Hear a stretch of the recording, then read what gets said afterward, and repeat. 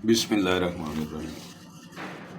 अच्छे बच्चों, अब आपका MTH 100 और 102 का जो टॉपिक नंबर 7 है उसका सेकंड पार्ट है एम्पलीट्यूड। एम्पलीट्यूड हम कहते हैं कोई भी फंक्शन जो मैक्सिमम हाइट अटेन कर रहा होता है या मिनिमम डेप्थ अटेन कर रहा होता है, ठीक है, वो उसका एम्पलीट्यूड कहलाता है। इसमें सिंपल हम ये कहते हैं कि आपके पास जो भी किसी फंक्शन में y की वैल्यू से मल्टीप्लिकेशन हो रही होती है, मिसाल के तौर पर ये हो रहा है 3 sin x, तो ये इसका एम्पलीट्यूड हो जाता है। ठीक है, इसका मॉड ले लेंगे आप, मॉड के अंदर मॉडुलस वैल्यू में एक्सप्लेन करते हैं। ठीक है, अब इसका मीनिंग क्या होता है कि x की किसी एंगल की वैल्यू पुट करेंगे तो वहाँ पर आपको अंदाज़ा होगा कि हाँ भाई अब ये इसकी जो मैक्सिमम हाइट है या मिनिमम डेप्थ है वो क्या बनती है। ठीक हो गया। साइन या कॉज के लिए भी इसको किया जाता है। अब आपके पास है कि ट्रिग्नोमेट्रिक फंक्शन जो इसके ग्राफ्स के अंदर चेंजिंग आती है कैसे, उसके लिए सबसे पहले आपको ये देखना पड़ेगा कि अगर ये ग्राफ है आपका, ठीक है, तो साइन जो है इसका पीरियड कितना होता है 360, इसी तरह कॉज का, तो इसका ग्राफ मूव करता है यूँ, ये मैं 1 रख लेता हूँ, ये फिर 0 है, ये -1 है और ये फिर दोबारा 0 हो गया। ये किसकी वैल्यूज़ की बात की जा रही है, y की वैल्यूज़ की, और y की वैल्यूज़ कैसे, यानी साइन के ज़रिए से। ठीक है, ये इसकी वैल्यू 1 रख लें आप पॉजिटिव, और इधर क्या है ये -1 हो गया। इसी तरह अगर आप कॉज का बनाते हैं, कॉज जो होता है वो 0 के ऊपर जो है ना वो 1 होता है। ठीक है, ये यहाँ से यूँ आता है, ठीक है, 0 के ऊपर ये 1 होता है, 90 पे ये 0 हो जाता है, और फिर यूँ मिनिमम वैल्यू अटेन करते हुए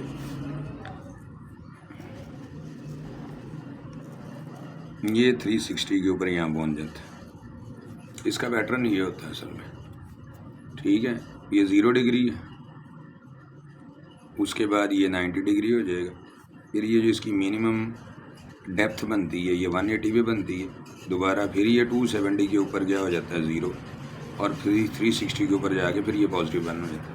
ये दोनों याद रखने हैं, ये स्टैंडर्ड है। ठीक है, यहाँ पर ये क्या है, ये 0 है तो ये 90 डिग्री है, ये कितना है फिर 180 डिग्री पे 0 हो जाता है साइन, फिर ये 270 डिग्री के ऊपर -1 हो जाता है, और दोबारा 360 के ऊपर आके फिर 0 हो जाता है। तो ये पैटर्न आपने याद रखना। ये याद रहेगा तो फिर हम तब्दीलियाँ जो करेंगे उससे हमें अंदाज़ा होगा।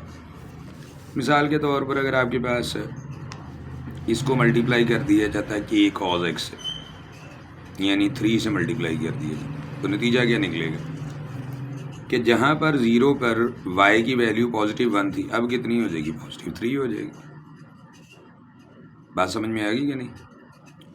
मतलब यहाँ पर स्टार्ट हो रहा था ना +1 से, तो अब कहाँ पर स्टार्ट होगा, यहाँ पर +1 की बजाय +3 आ जाएगा। ठीक है, ये स्टार्टिंग पॉइंट ऊपर चला जाएगा, ये 1 है, ये 2 है, तो ये मैं इसको 3 कर देता हूँ। ठीक है, ये 0 डिग्री के ऊपर ये -1 -2 और ये -3। इसका मतलब कि ग्राफ यहाँ से आएगा इसी पैटर्न पे, लेकिन अब ये यहाँ से यूँ 3 से होता हुआ ये बढ़ता हुआ जाके ये दोबारा यहाँ चला जाएगा। लेकिन फ़र्क जिस बात का आएगा कि मैक्सिमम जो इसका एम्पलीट्यूड है और मिनिमम वैल्यू वो ये बनेगी। बाकी ये आपके पास आ गया 90 पे, इसने 0 हो जाना, 180 पे इसने मिनिमम वैल्यू होनी है इसकी, फिर ये 270 आ गया, और फिर 360 पे इसने 3 हो जाना। अब समझ आ गई दोनों ग्राफ। तो यही तब्दीली होती है। अब आप अगर इधर करना चाहते हैं तो इधर भी कर लें आप, 3 × sin x करेंगे तो नतीजा क्या निकलेगा, 0 के ऊपर तो वो 0 रहेगा, लेकिन जो अब इसकी मैक्सिमम हाइट है वो 3 तक चली जाएगी ना, यूँ इसकी मैं बात कर रहा हूँ, ये +1 +2 +3, इसने यूँ जाना है। इसी तरह ये नीचे भी -3 पे आएगा, ये -3 और ये +3। अब बात समझ में आई है? इसकी बात कर रहे हैं, ठीक है।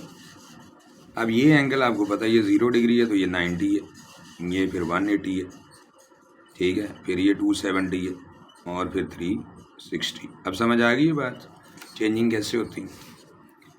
तो इसको स्केलिंग कहते हैं, जब आप किसी नंबर से मल्टीप्लाई करते हैं, ठीक है, ये स्केलिंग कहलाता है।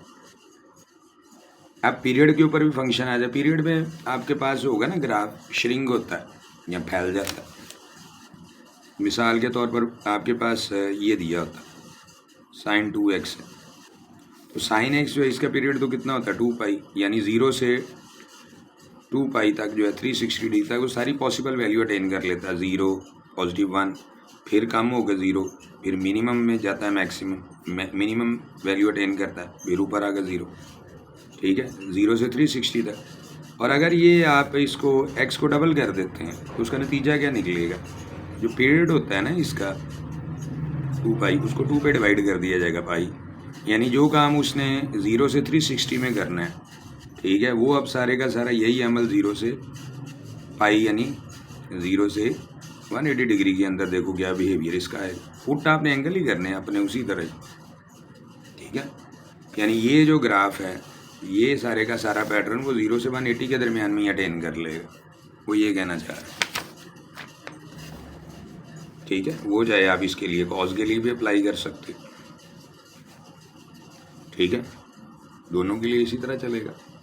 फ़र्क बस ध्यान में रखो ना कि जब साइन स्टार्ट होता है तो वो 0 से स्टार्ट होता है और 90 पे मैक्सिमम वैल्यू लेता है, फिर 0 पे आ जाता है, फिर नीचे की तरफ जाता है, फिर ऊपर की तरफ आ जाता है। जबकि कॉस स्टार्ट ही जब 0 डिग्री होता है तो 1 से स्टार्ट होता है, फिर 90 पे ये 0 हो जाता है और 180 पे मिनिमम हो जाता है, फिर ऊपर की तरफ आना शुरू हो जाता है। ये बता रहा हूँ आपको। और ये जब एंगल से मल्टीप्लाई करते हैं तो उसका पीरियड के ऊपर असर पड़ता है, ठीक है, ये असल चीज़ है। वो अब आप जब पुट करोगे वो भी आपको नज़र आना शुरू हो जाएगा। और अगर आपने इसका इमेज ही बदल देना हो, मिसाल के तौर पर आप ये करना चाह रहे हैं, एक है कॉस और एक आपके पास क्या है, अब ये आपके पास है ना कॉस का ग्राफ जो ड्रॉ किया आपने, तो अगर इसको मैं माइनस कॉस कर दूंगा, y इज इक्वल टू क्या करूँगा माइनस कॉस कर दूँ, तो मैं y की वैल्यूज़ जो हैं, ठीक है, y की जो वैल्यू ऊपर होनी थी उन्हीं एंगल्स के मुकाबले में अब वो नीचे की तरफ आ जाएंगी, ठीक है। यानी ये जो ये यूं बन रहा है ना, ठीक है, तो ये नीचे से इस तरह आएगा, ठीक है, अब ये ऊपर यूं जाना शुरू हो जाएगा। यानी अगर आप ये करते हैं तो ये बन जाता है, ये जो डॉटेड लाइन है मैंने बनाई है, यही ग्राफ बनेगा यहाँ तक। तो ये जो बना ये y is equal to minus cos x का बन गया, ठीक हो गया, डॉटेड वाला ये उसने बनाया भी हुआ, ठीक है। तो अब अगर आपने इसमें साइन के अंदर इसका हासिल करना है माइनस साइन एक्स का, तो ठीक है, ये ऊपर जाता है, ये नीचे की तरफ आएगा यूं